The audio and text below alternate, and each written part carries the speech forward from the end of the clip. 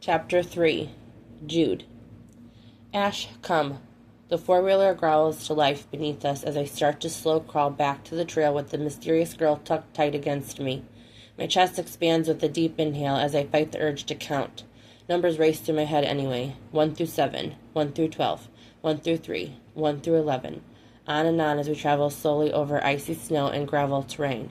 I want nothing more than to hit the gas and get home quicker so that the urge to count will stop. But it doesn't. It's been decades since I last felt the harsh pain of a belt tearing my youthful skin, scarring more than my back for the rest of my fucking life.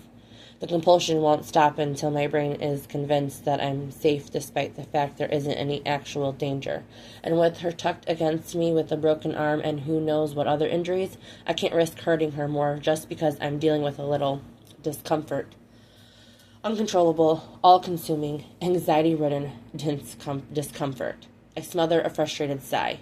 The wind pushes her hair into my face, tickling my cheeks with the loose strands. I sit tense, back straight, eyes aimed over her white blonde head at the path. The trees open and the trail ends, dumping us on the edge of the sanctuary's meadow. She doesn't say anything as my home and business come into view. The house on the hill with the gated front porch and the Adirondack chairs facing the long driveway. The shed to the right and the intake building to the left, where all our dogs spend a few nights to adjust before meeting the rest of the pack. I think the foresight to leave the rest of the dogs inside while I search for Ash, because I don't have time to round them all up when I need to rush an injured woman to Fairview Valley's local hospital. I'd prefer to call an ambulance and be done with her, but that would only delay her care. Small-town services aren't as speedy here as in the city. Tamping down the new sense of urgency isn't easy as I slow to a stop beside the commercial white van I use for tracking down strays, which is typically the only time I drive other than picking up my weekly groceries. Get in. Her back tenses against my front, and I fight to ignore how quickly I notice the shift in her posture. You're joking, right? I don't joke. You have to see how ridiculous this is. She waves her hand in the direction of my van. My hand curls into a fist on the denim stretched over my thigh. I see a way to get you to the hospital, but if you prefer the four-wheeler, I shift into reverse. Wait! Okay, damn, I'll get into your van. The alternative might have been a little bumpy, I grumble quietly. Her hips scoot forward, pulling her into the handlebars and away from my lap. I'm not sure if she's attempting to get up or putting much-needed distance between us. I wipe my sweat-slicked palms on my jeans before I do something stupid like pick her up again. The alternative is climbing into a sketchy serial killer van with a guy who found me alone in the woods. I feel like this is the opening scene to about 100 different horror movies and true crime shows. Sorry, we all can't drive luxury sports cars. I hop off the ATV with a little too much force, sending the shocks bouncing. I turn just in time to catch her grimace. Her mouth flattens in a tight white line. Actually, this is more my style. I just don't trust you any more than the last guy. The passenger door interrupts the conversation with an ominous creak. Frankie grabs the handle and awkwardly pulls herself in while I hover like a fretting mother in case she slips. Is the last guy the one who made you bleed on your dress? I lock eyes with her, then pull away before she can answer, and I get lost in her stare. Be right back. The few minutes away to let Ash into the house and lock up allows me to clear my head. Forcing answers out of her will only satisfy my own curiosity. What's it to me why she wound up on my property? I think I can make a fairly accurate and educated guess. The focus should be on getting her out of here, dropping her at the hospital, and carrying on with my life. Her confusing circumstances are none of my business.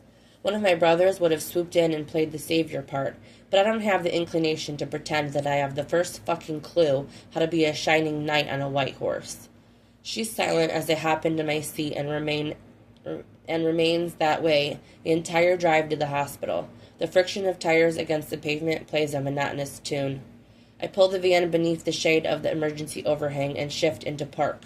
Thanks for the ride. I think I can take it from here, Frankie says. I'll walk you inside. That's not necessary. I didn't injure my legs. I already have my door open, but I turn in my seat. Did you hurt your head? Her brief pause isn't enough for me to swing my legs around and jump out. I'll walk you inside, I demand, then shut the door before she can argue. She meets me on the sidewalk, shoulders held rigid with attitude and jaw tight with what I can assume is an ash chewing about her independence. But she doesn't know I grew up with a mom and a sister who don't take shit from anybody. Nancy and Courtney Powell are two of the most independent women I've ever met, and they've both taught me that even the strongest women need help despite being too stubborn to ask for it. I bite back the threatening lip twitch as we enter the emergency room. The place is nearly deserted. Besides a mom rocking her toddler on her lap in the waiting area, the only people are behind the front desk. Jude? The familiar voice ensnares my attention. Whitney. I greet Jack's fiancée. I looked right past her face on my initial scan. Her eyes flicked curiously between Frankie and me. Everything okay? I jerked my head in Frankie's direction. She needs to get checked out. I slap my palm on the counter for good measure and take a large step back. Broken arm, head, the full workup. I've got it from here. Frankie steps to the left as if she could possibly block me from view. The soiled gown swishes at her ankles and sends a jab to my chest. Christ, what possibly has to happen to a woman, on her wedding day no less, for her to wind up at a hospital in a bloody torn dress?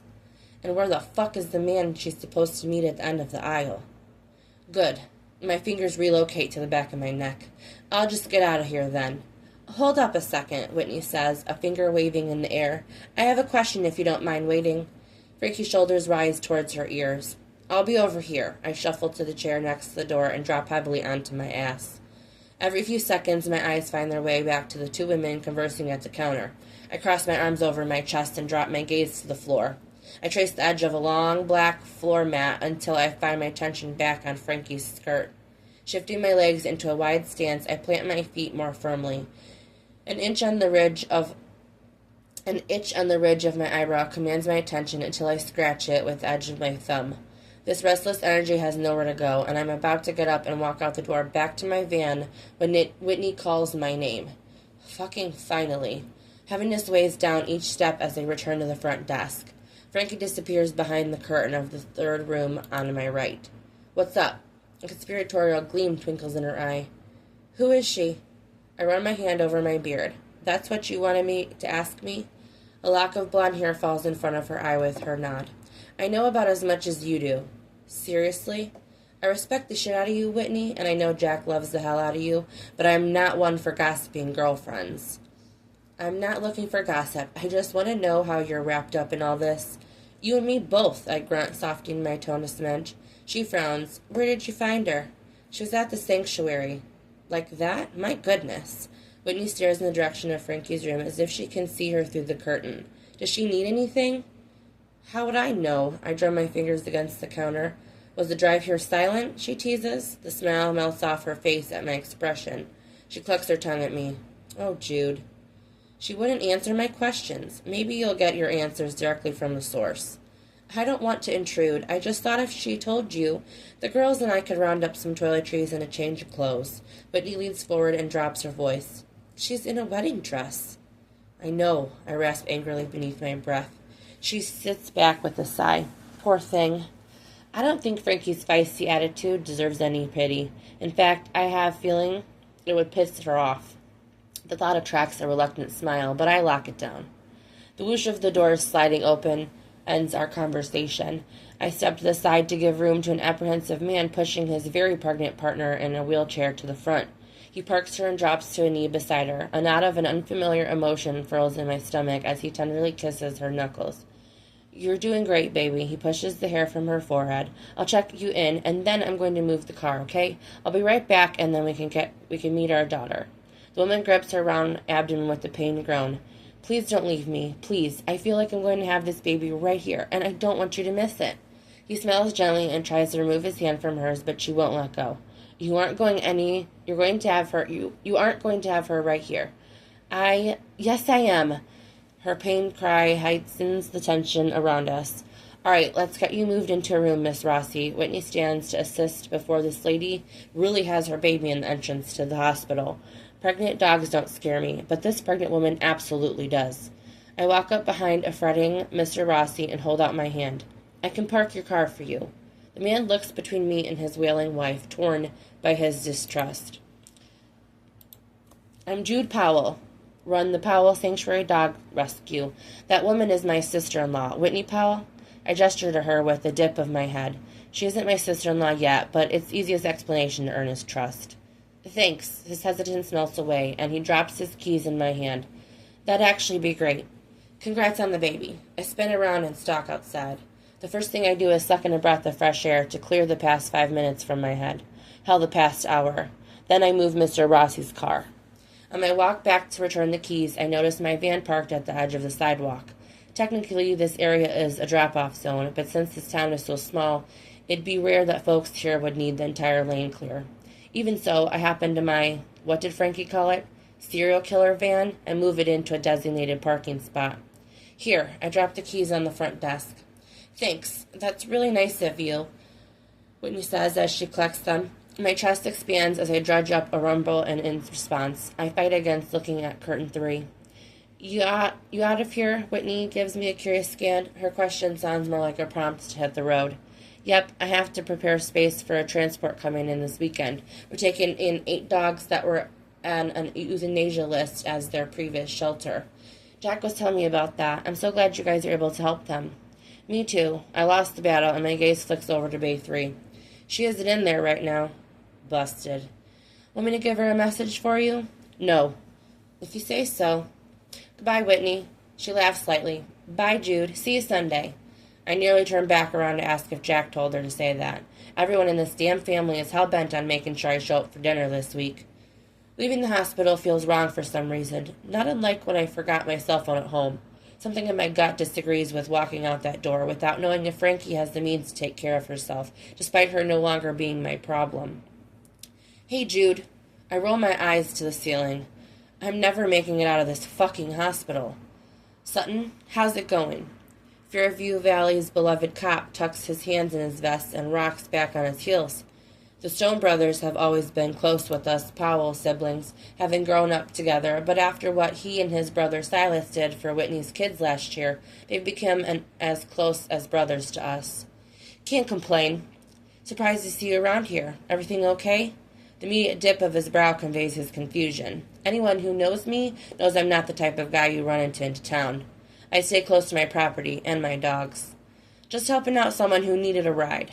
Huh. Anyone I know? Just a friend. You pulling my leg. I'd think of something a lot more interesting if I was trying to prank you, Sutton. Speaking of interesting, you'll never guess the wild tale Lonnie was telling me from the back of my squad this morning. I settled my weight back into my heels. When isn't Lonnie telling a wild tale? Lonnie is a town drunk in the form of a 62-year-old, 6'3", 300-pound teddy bear.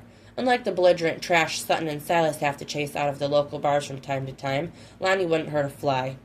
True, but I'll tell ya, the way he was going on and on about some girl falling out of a car, I considered asking him what he'd been drinking and getting myself some for after this shift. Seeing as I picked him up from the rocks, I can deduce it was nothing more than his usual gin and tonic. Bobby never serves him anything else, says whiskey puts him in a bad mood. Everything Sutton said after the part about some girl fades into background noise. The saliva drives from my mouth and sticks my tongue to the roof as I fight to keep my jaw from falling open. Say that again? The words are slow, forced out between my teeth. Yeah, he laughs and scrubs his hand over his brow. Lonnie claims he was driving on the north side of town. He made sure to state he wasn't drunk multiple times as if he already wasn't on his way to the drunk tank, saying he saw a woman fall out of a car driving slowly down the highway. And get this. I nearly start to count, with the anxiety creeping in from his long pause. What? I bite out. She was supposedly wearing a wedding dress, he chuckles. My gaze settles on the swishing curtain of Bay 3. No shit, I mutter, every brow flying high on my forehead. He was so certain he made Silas check for a report, but of course there wasn't one. I think I've heard if a bride-to-be fell out of a car in my town. And where's the fiancé? Surely he'd be looking for his beloved. Indeed. The ominous rasp escapes Sutton's notice. He's too busy puffing his own chest to realize I've gone deadly silent. The radio strap to his torso crackles to life. Dude calls. I'll see you around, yeah? My head bobs in a jerky nod. Yeah. Sutton departs. I should, too. I should turn around and follow him straight out that door, but for some reason I find myself moving in the other direction. Once across the emergency room, I don't stop until I'm parked in front of room 3. I cross my arms and wait.